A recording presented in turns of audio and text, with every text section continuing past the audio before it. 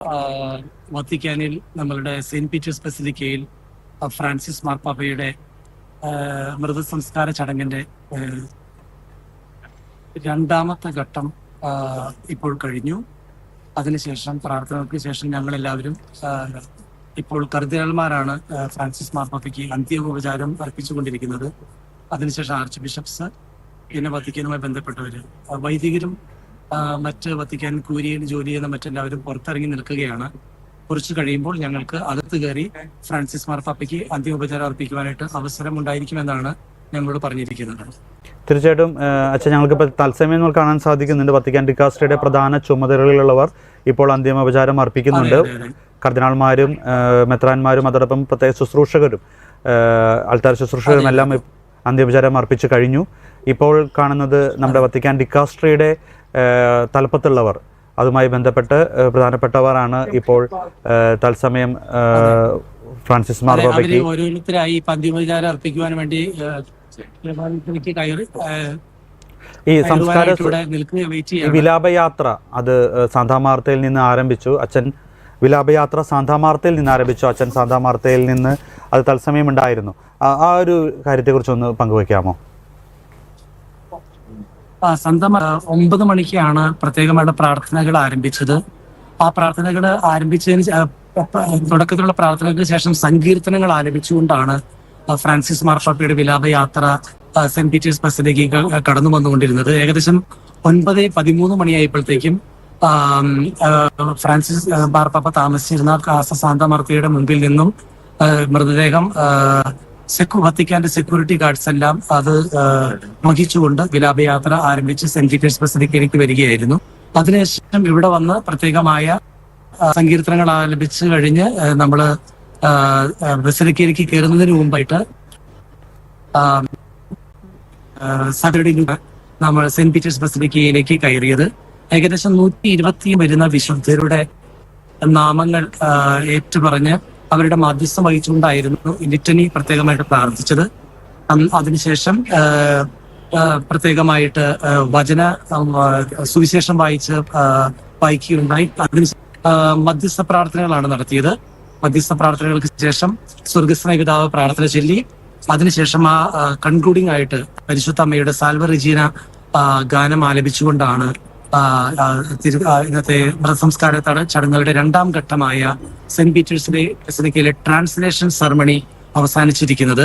ഇപ്പോൾ ഫ്രാൻസിസ് മാർപ്പാപ്പയുടെ ഭൗതിക ശരീരം സെന്റ് പീറ്റേഴ്സ് ബസിലിക്കയിൽ പത്രോസിന്റെ അൽത്താരയുടെ മുമ്പിൽ വെച്ചിരിക്കുകയാണ്. ഞങ്ങൾ എല്ലാവരും ഇവിടെ കാത്തിരിക്കുകയാണ്. ഉടനെ തന്നെ ഞങ്ങൾക്ക് അകത്ത് കയറി ഫ്രാൻസിസ് പിതാവിനെ കണ്ട് പ്രാർത്ഥിക്കുവാനും അന്ത്യോപചാരം അർപ്പിക്കുവാനും അവസരം ലഭിക്കുന്നതായിരിക്കും. പുറമെ പ്യാസയിൽ വലിയ ജനാവലിയാണ് നമുക്ക് കാണാൻ സാധിക്കുക. വലിയ ജനാവലി തന്നെ ഇവിടെയുണ്ട്. വെയിലൊന്നും പരിഗണിക്കാതെ അതെല്ലാം അവഗണിച്ചുകൊണ്ട് ഈ കൊടും വെയിലത്ത് തങ്ങൾക്കും സെന്റ് പീറ്റേഴ്സ് ബസിലിക്കയിൽ പ്രാർത്ഥിക്കാനായിട്ട് അവസരം ലഭിക്കുമെന്നുള്ള വലിയ പ്രതീക്ഷയോടുകൂടി അവർ അവിടെ കാത്തിരിക്കുകയാണ്. ഇതൊക്കെ തന്നെയാണ് നമുക്കിപ്പോൾ പറയുവാനുള്ളത്. ഫ്രാൻസിസ് മാർപ്പാപ്പയുടെ ഭൗതിക ശരീരം ആ സെന്റ് പീറ്റേഴ്സ് സ്ക്വയറിലേക്ക് എത്തുന്ന സമയത്ത് ആ വിശ്വാസികളുടെ ഇടയിലൂടെ കടന്നുപോയൊരു സമയമുണ്ട്. നമുക്ക് തത്സമയം കാണാൻ സാധിക്കുന്നു പലവരും മൊബൈലിലൂടെ. ആ സമയത്ത് അവിടെ അച്ഛനുണ്ടായിരുന്നു. ആ സമയത്ത് ആ വിശ്വാസികൾ അവരുടെ ഒരു റെസ്പോൺസ് എങ്ങനെയായിരുന്നു? ഞങ്ങൾ പ്രാർത്ഥനാ നിർഭരമായിട്ടാണ് ആ പ്രൊസഷനിൽ പോയിക്കൊണ്ടിരുന്നത്. അതുകൊണ്ട് ജനങ്ങളെ ശ്രദ്ധിക്കാനായിട്ട് എനിക്ക് സാധിച്ചില്ല. പക്ഷേ എന്റെ കണ്ണുകൾ 1-2 വ്യക്തികളിലേക്ക് നോക്കിയപ്പോൾ വളരെയധികം ചിലർ കണ്ണുനീർ തുടയ്ക്കുന്നത് കണ്ടു, ജപമാല ഉയർത്തി പ്രാർത്ഥിക്കുന്നത് കണ്ടു. എനിക്ക് വ്യക്തിപരമായി ഉണ്ടായ ഒരു അനുഭവം, ഏതാനും ദിവസങ്ങൾക്ക് മുമ്പ് ഇതേ പ്യാറ്റ്സയിലൂടെയാണ് ഫ്രാൻസിസ് മാർപ്പാപ്പ മൊബൈലിൽ വന്ന് തന്റെ പ്രിയപ്പെട്ട ജനങ്ങളെ ആശീർവദിച്ചുകൊണ്ട് കടന്നുപോയത്. ഫ്രാൻസിസ് മാർപ്പാപ്പ ഒരിക്കലും അദ്ദേഹം സ്വപ്നത്തിലോ അല്ലെങ്കിൽ ചിന്തയിലോ ഇങ്ങനെ ഒരു വിലാപയാത്ര ഏതാനും ദിവസങ്ങൾക്കുള്ളിൽ ഉണ്ടാകുമെന്ന് കരുതിയിരുന്നിട്ടുണ്ടാകുമോ അറിയില്ല. അപ്പോൾ തീർച്ചയായിട്ടും ആ ഈസ്റ്റർ ബലിയിൽ പങ്കെടുത്ത ജനത്തെ ആശീർവദിച്ച അതിൽ ബഹുഭൂരിപക്ഷം ജനങ്ങളും ഈ പ്യാറ്റ്സയിൽ ഉണ്ടായിരുന്നു. അപ്പോൾ തങ്ങളുടെ പ്രിയപ്പെട്ട ഇടയൻ, തങ്ങളെ സ്നേഹിച്ച ജനങ്ങളെ ഏറ്റവും അധികം സ്നേഹിച്ച ആ ഇടയൻ തങ്ങളുടെ മധ്യത്തിലൂടെ ഭൗതിക ശരീരം ഏറ്റിക്കൊണ്ട് പോകുമ്പോൾ അവർ തീർച്ചയായും മനസ്സിൽ വളരെ ദുഃഖിതരും ഒപ്പം പ്രാർത്ഥനാഭരിതരായിരുന്നു. എന്നാൽ എന്നെ ഏറ്റവും കൂടുതൽ സ്പർശിച്ചൊരു കാര്യം ഫ്രാൻസിസ് മാർപ്പാപ്പയുടെ മൃതദേഹം സെന്റ് പീറ്റേഴ്സ് ബസിലിക്കയിലേക്ക് പ്രവേശിക്കുന്ന സമയത്ത് സകല ജനങ്ങളും കൈയടിക്കുന്നുണ്ടായിരുന്നു. അത് പെട്ടെന്ന് എനിക്കൊരു ഷോക്കായിരുന്നു. എന്തുകൊണ്ടാണ് ഇങ്ങനെ ഒരു സമയത്ത് ഇവരെല്ലാവരും കൈയടിക്കുന്നത്? പക്ഷെ എന്റെ മനസ്സിൽ തോന്നി, സ്വർഗീയ ജെറുസലേമിലേക്കുള്ള ആ യാത്ര പൂർത്തിയാക്കി തന്റെ പ്രിയപ്പെട്ട ആ ദേവാലയത്തിലേക്ക് കടന്നു പോകുമ്പോൾ തങ്ങളെ സ്നേഹിച്ച ജനങ്ങൾ അവരുടെ ഹൃദയത്തിൽ നിന്നും സ്പോണ്ടേനിയസ് ആയിട്ട് വന്ന ഒരു സ്നേഹ പ്രകടനമായിരുന്നു ആ കയ്യടി. ഇതാ എന്റെ ഓട്ടം, ഞാൻ നന്നായി ഓടി, എന്റെ ഓട്ടം പൂർത്തിയായി എന്ന് പൗലോസ്ലീഹായെ പോലെ ഫ്രാൻസിസ് മാർപ്പാപ്പ അവരുടെ അന്തരംഗങ്ങളിൽ പറഞ്ഞതായി അവർക്ക് തോന്നിയത് കൊണ്ടായിരിക്കാം ആ വിജയകരമായ യാത്രയെ അവർ തങ്ങളുടെ കൈയടികളോടുകൂടി അനുധാവനം ചെയ്തതെന്ന് ഞാൻ വിശ്വസിക്കുകയാണ്. ഇനിയോ ഫ്രാൻസിസ് മാർപ്പാപ്പയുടെ ഭൗതിക ശരീരം കാണുവാനായിട്ടും അന്ത്യോപചാരം അർപ്പിക്കുവാനുമായിട്ടും, അതോടൊപ്പം തന്നെ മറ്റൊരു കാര്യം, ഈ അവിടെ നിന്നുള്ള തത്സമയ ദൃശ്യങ്ങൾ ത്രൂ ഔട്ട് ഇന്നിപ്പോൾ എത്ര മണി വരെ ആയിരിക്കും ഫ്രാൻസിസ് മാർപ്പാപ്പയുടെ ഭൗതിക ശരീരം നമുക്ക് കാണുവാൻ വിശ്വാസികൾക്ക് സമയമുണ്ടാകുക, അങ്ങനെയുള്ള ഡീറ്റെയിൽസ് കിട്ടിയായിരുന്നോ? അല്ല, ഇനി ഈ ദിവസങ്ങളിലെല്ലാം ഫ്രാൻസിസ് മാർപ്പാപ്പയുടെ ഭൗതിക ശരീരം ദേവാലയത്തിന്റെ അകത്ത് പൊതുജനത്തിന് അന്ത്യോപചാരം അർപ്പിക്കുവാനായിട്ട് വെക്കുമെന്നാണ് എനിക്ക് അറിയാൻ കഴിഞ്ഞിരിക്കുന്നത്. ശനിയാഴ്ച ഏപ്രിൽ 26 10 മണിക്കാണല്ലോ ഫ്രാൻസിസ് മാർപ്പാപ്പയുടെ മൃതസംസ്കാര ചടങ്ങുകൾ നടക്കുക. അപ്പം അതുവരെ അവിടെ ഉണ്ടായിരിക്കും എന്നാണ് എന്റെ ഒരു അറിവ്. കൂടുതൽ കാര്യങ്ങൾ അറിയുന്നതനുസരിച്ച് ത്രൂ ഔട്ട് രാത്രി മുഴുവൻ ആളുകൾക്ക് കാണുവാനുള്ള സൗകര്യമുണ്ടോ, അതോ ഇത്ര മണി വരെ ആണോ, അങ്ങനെ എന്തെങ്കിലും നിർദ്ദേശങ്ങൾ കൊടുത്തിട്ടുണ്ടോ? അതേക്കുറിച്ച് വ്യക്തമായ ധാരണ എനിക്ക് കിട്ടിയിട്ടില്ല. ഏതായാലും പകൽ സമയം മുഴുവനും ഈവനിങ്ങിലും അവിടെ ഫ്രാൻസിസ് മാർപ്പാപ്പയുടെ ഇരിക്കും. പക്ഷേ രാത്രിയിൽ ത്രൂ ഔട്ട് ജനങ്ങൾക്ക് കാണാൻ അങ്ങനെ അവസരം ഉണ്ടാകാൻ സാധ്യതയില്ല എന്നാണ് എന്റെ അറിവ്.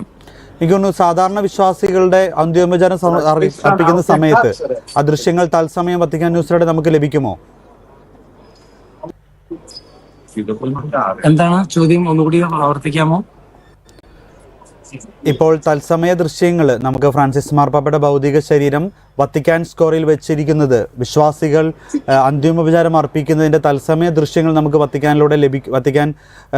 ന്യൂസിലൂടെ ലഭിക്കുമോ? അങ്ങനെയുള്ള കാര്യങ്ങളെ കുറിച്ച് എന്തെങ്കിലും അച്ഛന് വിവരമുണ്ടോ? തീർച്ചയായിട്ടും അത് ലഭിക്കുവാൻ സാധ്യതയുണ്ട്. പക്ഷെ ഇപ്പോൾ എനിക്ക് ഏറ്റവും പുതിയതായിട്ട് മനസ്സിലാക്കാൻ സാധിക്കുന്നത്, ഇപ്പോൾ പെട്ടെന്ന് പൊതുജനത്തിന് ഇവിടേക്ക് വന്ന് ആശംസ അർപ്പിക്കാൻ അവസരം ഉണ്ടോ, ഉടനെ തന്നെ ഉണ്ടോ എന്ന് എനിക്ക് കൃത്യമായിട്ട് അറിയില്ല. ഏതായാലും ലൈവായിട്ട് തീർച്ചയായിട്ടും അത് പൊതുജനങ്ങൾക്ക് കാണുവാനായിട്ട് അവസരമുണ്ടായിരിക്കും. പ്രധാനപ്പെട്ട രാഷ്ട്രീയ നേതാക്കളൊക്കെ ആരെങ്കിലും ഇപ്പോൾ വത്തിക്കാനിൽ എത്തിയിട്ടുണ്ടോ, അല്ലെങ്കിൽ അതുമായി ബന്ധപ്പെട്ട അപ്ഡേറ്റ് പങ്കുവയ്ക്കാമോ? ഇതുവരെ നടന്ന ചടങ്ങുകളിൽ അങ്ങനെയുള്ള രാഷ്ട്രീയ നേതാക്കന്മാർ ആരും വന്നിട്ടില്ല. പക്ഷേ നമുക്കറിയാവുന്നതുപോലെ അമേരിക്കൻ പ്രസിഡന്റ് ഡൊണാൾഡ് ട്രംപും യുക്രൈൻ പ്രസിഡന്റ് വ്ളാഡിമിർ സെലൻസ്കിയും അതുപോലെ തന്നെ യൂറോപ്പിലെ ഒട്ടുമിക്ക രാജ്യങ്ങളിലെ രാഷ്ട്ര നേതാക്കന്മാരും എല്ലാം വരുമെന്നാണ് അറിയിച്ചിരിക്കുന്നത്. അവര് തീർച്ചയായിട്ടും മൃതസംസ്കാര ചടങ്ങുകളിൽ പങ്കെടുക്കാനായിരിക്കും അവർ സാധാരണയായിട്ട് വരിക പതിവ്. കേരളത്തിൽ നിന്നുള്ള നമ്മുടെ രാഷ്ട്രീയ നേതാക്കളോ അല്ലെങ്കിൽ പ്രത്യേക മെത്രാന്മാരാരെങ്കിലും അച്ഛൻ കണ്ടിരുന്നോ? ഞാൻ ഇന്നലെ സാന്താ മാർത്തയിൽ ഫ്രാൻസിസ് പിതാവിന്റെ ഭൗതിക ശരീരത്തിന് മുന്നിൽ പ്രാർത്ഥിക്കാനിരുന്നപ്പോ ഇവിടെ യൂറോപ്പിന്റെ ഇൻചാർജുള്ള സ്റ്റീഫൻ ചെറുപ്പണത്ത് പിതാവിനെ മാത്രമാണ് ഞാൻ അവിടെ കാണാനിടയായത്. മറ്റ് കേരളത്തിൽ നിന്നുള്ള പിതാക്കന്മാരെ ആരെയും തന്നെ ഞാൻ ഇതുവരെ കണ്ടിട്ടില്ല. അവരൊരു പക്ഷെ ഇവിടെ വന്നിട്ടുണ്ടായിരിക്കാം, വരുമായിരിക്കാം. അതേക്കുറിച്ച് കൃത്യമായ ധാരണ എനിക്കില്ല.